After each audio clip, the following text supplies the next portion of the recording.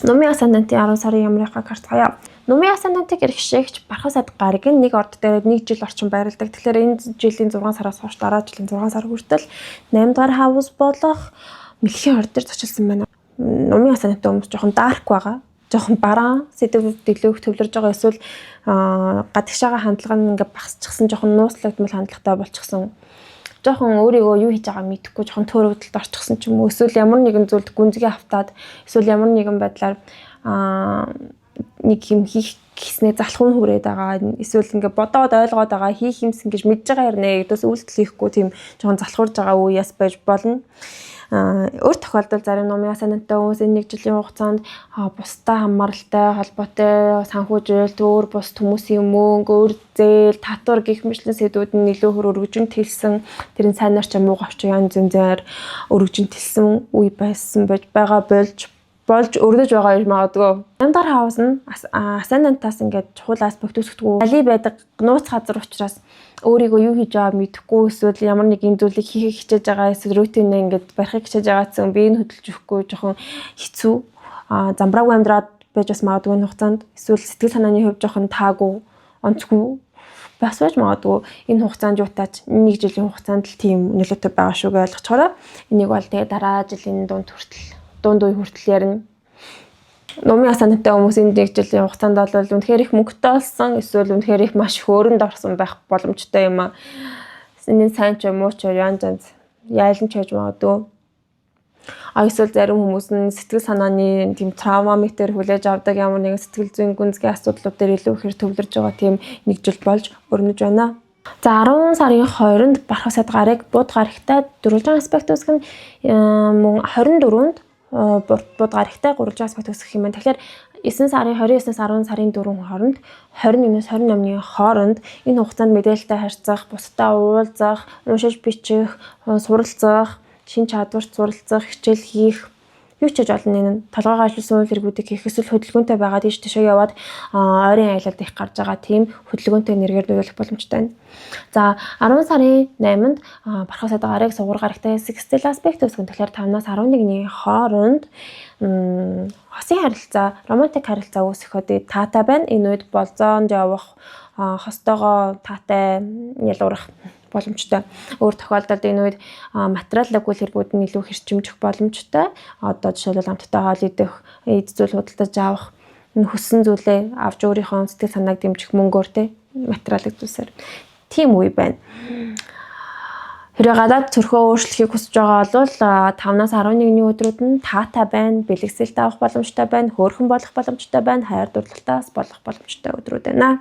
10 сарын 17-нд Бархасад гарыг нартай дөрвөлжин аспект гэсэн 14-өөс 21-ний хооронд нарны нөлөөнд тань спотлайт тань дээр ирнэ. Тэгэхээр энэ хугацаанд өөрийгөө ил гаргаж би юм чадна, би юм хүн намаа над анхаарлаа хандуулаарай гэсэн нэрхтээ байж болохоор байгаа. Тэгэхээр энэ хугацаанд таны сайн талч ил гарч болно, эсвэл муу талч ил гарч болно.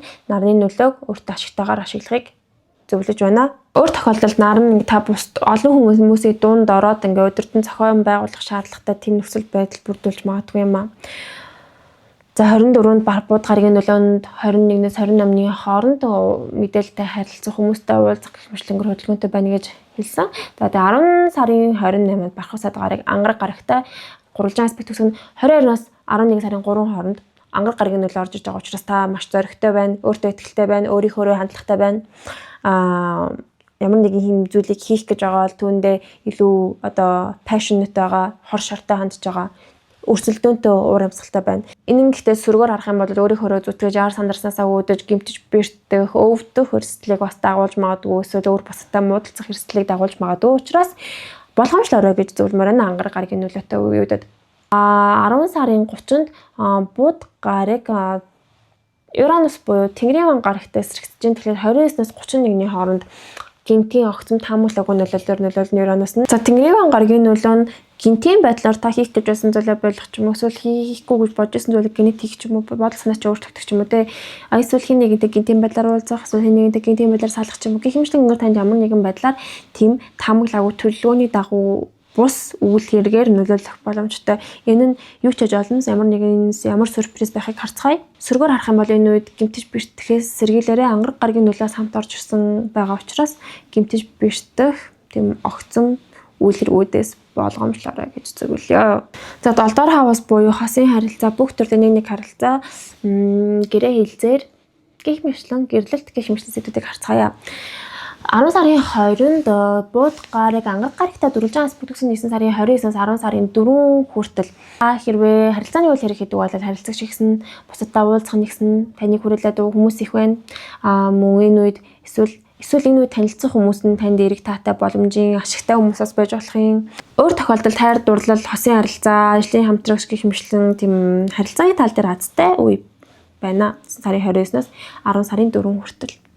За 10 сарын 7-нд бууд гарыг Плуто буюу дэлхийн ван гарагтай дөрвөлжин аспект гэсэн 7-аас 10-ны хооронд харилцаа холбооны хүрээнд бол жоохон тухгүй, дарамттай, дарамт шахалттай, эсвэл онцгүй хүмүүстэй уулзах шаардлага гарч магадгүй.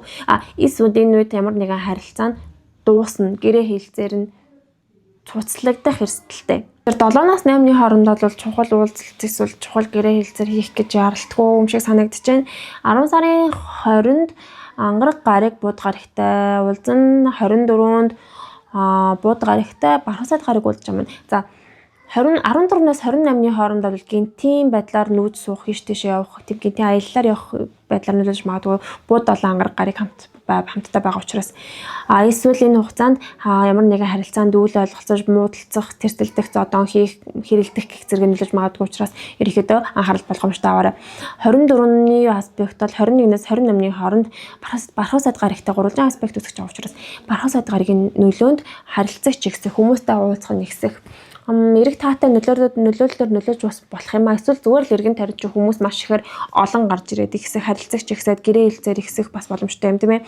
Гэхдээ ерөнхийдөө бол чухал гэрээ хэлцээр хийх гэж байгаа бол эдгээр бархасаад гарагийн нөлөөг орж ирж байгаа өдрүүдийг сонгол зүгээр 9 сарын 20-оос 10 сарын 4 бархасаад 21-ээс 28-ны хооронд гих мэтлэг өдрүүд нь таатай байна.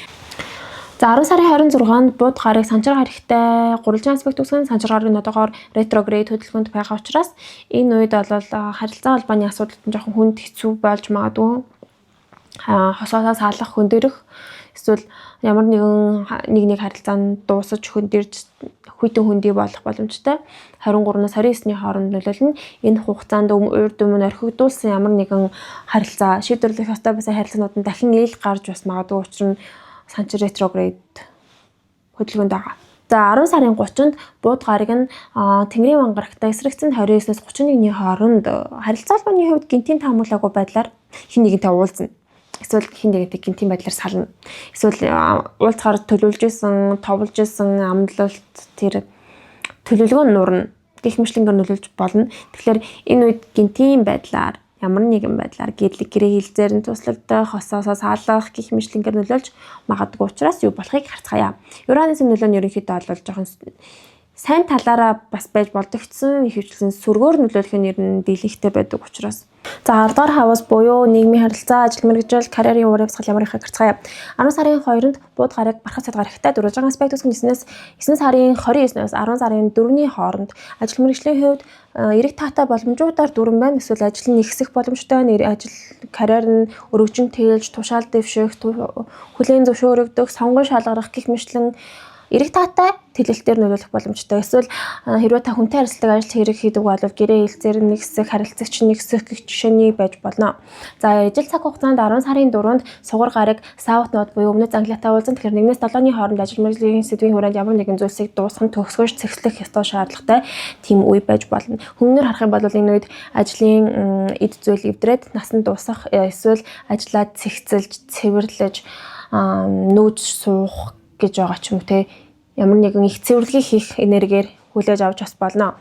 За 10 сарын 7-нд бууд гараг дэлхийн ван гарагтай дөрвөлжин аспект үүсгэн 7-наас 8-ны хооронд Плутогийн нөлөөнд таныг жоохон ажиллаар дарамтлж магадгүй. Эсвэл танаас хамааралгүйгээр ямар нэгэн системийн өөрчлөлт гарч ажлын дээд албаны удирдах албаныхан ч өөрчлөгдөх ч юм уу. Эсвэл хин нэгэн захирал чинь ажилласаа гарах, эсвэл ямар нэгэн өөрчлөлт гарч ирж түүнийг дагахаас өөр сонголтгүй болж түүний хэлсний дагуу хийх шаардлагатай ч юм уу те. Энэ нь юу ч хийж болно, ямар нэгэн байдлаар танд тухгүй байна. Мэргэжлийн хувьд хэцүү, хүнд хэцүү, эсвэл ачаалттай байх үе ч юм уу байж болох юм. Зарим номын санаантай хүмүүс энэ 7-8-ны хооронд ажилласаа гарах шийдвэр гаргаж бас магадгүй юм аа.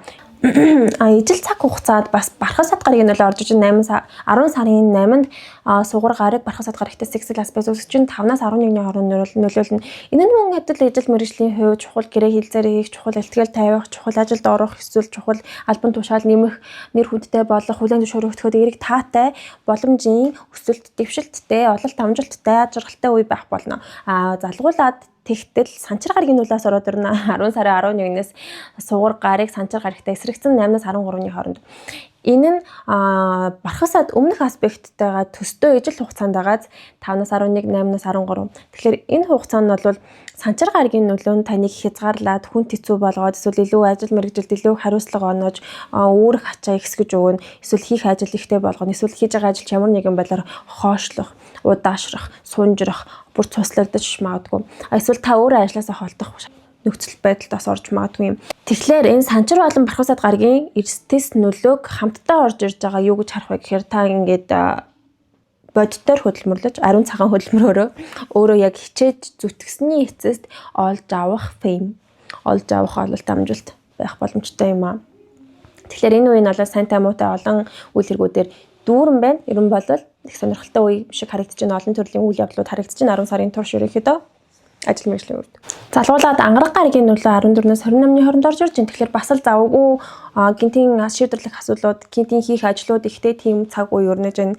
За залгуулад 10 сарын 24-нд бууд гараг бархас сад гарагтай 300 аспект үүсгэн. Тэгэхээр энэ сар бол бархас сад гарагийн нөлөө бүр 3-3-ууд орж ирж байна. Тэгэхээр 21-ээс 28-ны хооронд бол бас эерэг таатай хүлээн зөвшөөрөгдөх боломжтой. Ажил хэргийн хувьд ахиц дэвшилтэй, нэр хүндтэй ямар ч юм хийхэд ер нь таатай нөхцлөөр нөлөөлж байна. Бархас сад гараг ер нь азийн гараг учраас таны ажил мэргэжлийг маш ихээр дэмжиж өгч байна. Тэгс нэ 10 сарын 26-нд бууд гараг санчир гарагийн нөлөөг авч ин дахиад л хамтдаа бас 23-ноос 29-ны хооронд байгаа. Өмнө ярьсанчлан бас л нэг хязгаарлалт орж ирээд бас нэг тэлэлт орж ирээд хамтдаа нэг сайнтай муутай тийм сармаг үе болоод байгаа. Гэтэ ямар нэгэн байдлаар хичээж зүтгэж хөлс гаргасны эцэст ямар нэгэн үр дүнд, үр ашигт хүрэх боломжтой. За 10 сарын 30-нд бууд гараг Тэнгэрийн ван гарагтай эсрэгч чинь 29-ноос 31-ний хооронд ажил мэргэжил нийгмийн харилцааны сэдвийн хүрээнд гинтийн таамаглаагүй ямар нэгэн сюрприз байж болно. Тэнгэрийн ван гарагийн нөлөө нь ямар нэгэн сайнаар нөлөөлж болдог, муугаар нөлөөлж болдог учраас энэ нь ямар нэгэн байдлаар зур гинтийн байх болно. Тэгэхээр ажил мэргэжлийн хувьд төлөвлөгөө гаргахдаа уян хатан байдлаар энэ үед гаргуул зүгээр болоо юу ч хааж магадгүй учраас гэтээ бүр гинтийн гээд байгаа нь одоо бүр аянга цахилгаан цахин гэсэн утгаагаа өгт биш учраас бас айхтар санаа зовох бас сэргүй. Зүгээр ямар нэгэн байдлаар ажил мэргэжил нийгмийн харилцааны сэдвийн хүрээнд жоохон тийм өөрчлөлтийн нөхцөл байдал нь өөрчлөгдөх ч юм уу байж болох юм тийм ээ. 10 сарын турш та маш их завгүй байх бололтой. Тэгэхдээ маш олон үйл хэрэгүүдийг хийж түүндээ азтай байна, боломжтой байгаа учраас хичээгээрэй, амжилт хүсье. За 4-р хаус буюу гэр бүл, оршин суудаг газар, цусны төрөл, хамаатан садан, хувийн бизнес гэх мэтлэн асуудлуудыг харцгаая. За 10 сарын 2-нд бархас сад гараг бууд гарагтай 400 аспект үүсгэн 9 сарын 29-ноос 10 сарын 4-ний хооронд нүүд суух эсвэл гэр бүлтэйгээ харилцах, хилцэх, хамаатантай уцаарах ч юм уу гэх мэтлэнгээр хөдөлгөөнтэй урамсгалтай байна. Тэгэхээр 10 сарын 8 бол 10 сарын 11-ний аспектууд нь эерэг таатай учир нь суур аргийн нөлөө орж иж байна. Тэгэхээр 5-наас 13-ны хооронд бол гэр бүлтэйгээ цагийг зугаатан өнгөрөх, хамтдаа хоол идэх, цуглах, тэмдэглэлт үйл хэрэг тохиох, эсвэл гэртээ дажгүй зүйлсийг оруулж ирэх, эд материал юу гэж болох, юу ч хийж болно. Тэр нь эсвэл бэлэг сэлт авах ч юм уу те, үнэтэй зүйлс гэртээ оруулах, эсвэл гэрээ гоё чимэглэх ч юм уу бас байж болно. Энэ 5-наас 13-ны хувьд бол хувийн бизнес эрхлэгчдийн хувьд бол 5-наас 13-ны хооронд мөнгө сайн олох боломжтой учраас энэ үед идэвхтэй ажиллаарай гэж зөвлөе.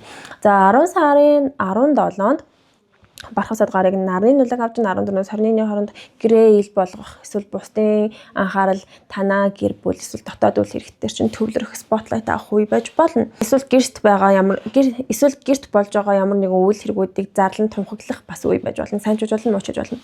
За 10 сарын 24-нд бархас сад гараг бууд гарагийн нөлөөг авч ин тэгэхээр 21-өөс 29-ний хооронд Энэ хугацаанд бол бас л хөдөлгөөнтэй байх боломжтой. Гэр бүлтэйгээ хилцэх, ярилцах, эсвэл гэр бүл нь оршин суудаг газар нүүц суух ч юм уу те. Эсвэл оршин суудаг газар үйл хөдлөх хөрөнгөтэй холбоотой мэдээлэлтэй харьцах гэх мэтлэнгээр нөлөөлж бас болох юм.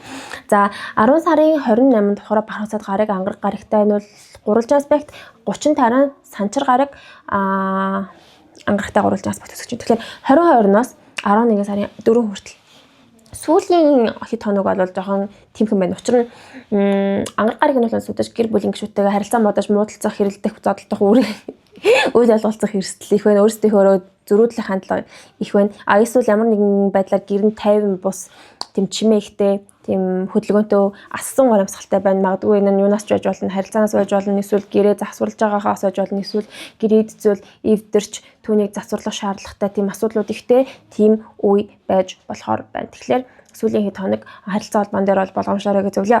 2 дугаар хаваас болох мөнгөний урамсгал амрахыг харцгаая. Хоол, хүнс, материалын үйл хэрэг эсвэл амжиргааны зардлын урамсгалыг харцгаая. За 10 сарын 11-нд санчир гараг суугаар аригтай эсрэгцэн 8-аас 13-ны хооронд бол орлого олоход боломжтой, мөнгө олоход боломжтой, эсвэл ямар нэгэн мөнгө олох боломжууд нэгдэх боломжтой үе юм а. Энэ үед бэлгэсэлт авах, хамтдаа хоол идэх, эсвэл мөнгө материалын үйл хэрэгээр өөрийгөө баясгах боломжтой, таатай, дэжгүй үе байна. Сарын ихэнх хэсэг бол тэгэхээр хэрвээ үнэхээр хувийн бизнес эрхлэгчд бол яг энэ үед мөнгө олохыг хичээгээрэй 8-аас 13-ны хооронд.